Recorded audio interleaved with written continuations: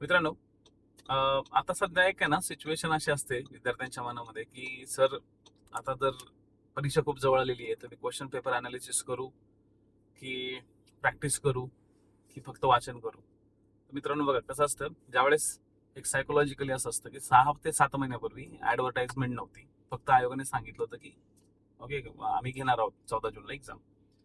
बरेचसे विद्यार्थी त्या काळात असा विचार करतात की जाऊ दे, काही क्वेश्चन पेपर करायची गरज नाहीये, आता पटपट पटपट वाचून घेऊ. तर बरेचसे विद्यार्थी काय करतात, वाचन फक्त करतात. मी बऱ्याचदा सांगत आलेलो आहे की चॅप्टर झाला, प्रकरण तुमचं वाचून झालं, 2-3 रिडिंग ओके झाली, तर तुमचं सगळ्यात महत्वाचं काम आहे की लगेच क्वेश्चन पेपर बघणे. तर तुमच्याकडे तसे क्वेश्चन पेपर पीवायक्यूचं पुस्तक एखादं पाहिजे.